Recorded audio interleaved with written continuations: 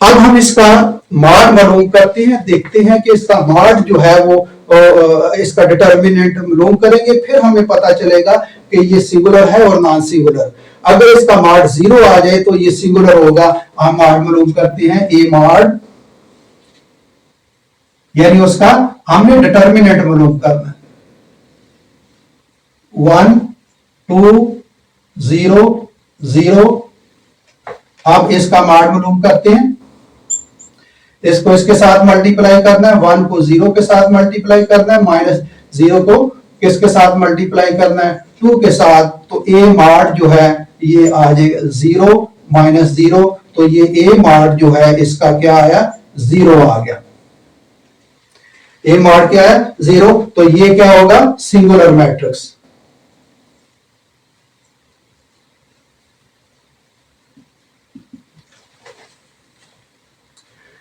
तो याद रखें, सिंगुलर मैट्रिक्स का डिटर्मिनेंट यानी उसका मॉड जो है वो 0 होता है। और ये स्क्वायर मैट्रिक्स होते हैं। ये स्क्वायर मैट्रिक्स क्या होते हैं, जिनके rows and columns are equal. This matrix is called square matrix. Let me see this matrix, row number 1, row number 2 and column 1, column 2, इसके रो एंड कॉलम इक्वल है, therefore this matrix is called square matrix. उम्मीद है इसकी जो है वो समझ आ गई होगी। अब नॉन सिंगुलर जो है वो उसके एग्जाम्पल ले लेते हैं। नॉन सिंगुलर मैट्रिक्स जो होता है, ऐसा मैट्रिक्स जिसका डिटर्मिनेंट 0 ना हो। ऐसा मैट्रिक्स जिसका डिटर्मिनेंट 0 ना हो, तो ऐसे मैट्रिक्स को जो है वो नॉन सिंगुलर मैट्रिक्स कहते हैं। वो take example, A is equal to 1 2 3 2। चलिए इसका हम मॉड मालूम करते हैं। ए मॉड, फिर भी सीधी लाइन लगा लें, 1 2 3 2 मॉड। ए मॉड, इसका क्रॉस मल्टीप्लाई करना है, इसको इसके साथ मल्टीप्लाई करना है और इसको इसके साथ दरमियान में हमने माइनस लगाना है। तो 1 मल्टीप्लाई 2 होगा और ये -3 मल्टीप्लाई 2 होगा।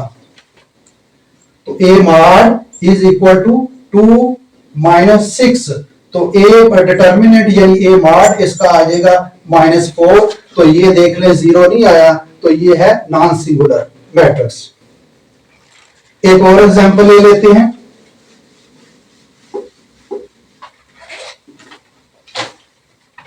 डियर स्टूडेंट, ये बहुत इंपॉर्टेंट चीजें मैं समझा रहा हूं, इसको बड़े गौर से सुनना है, क्योंकि ये determinant, singular, non singular, adjoint और ये सारी आगे हम चीजें पढ़ेंगे।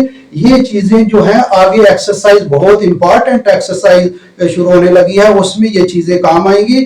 और अगली जो एक्सरसाइज है उसमें एग्जाम में अक्सर उसके क्वेश्चन एग्जाम में आते हैं, तो इसको बड़े गौर से समझें। B mod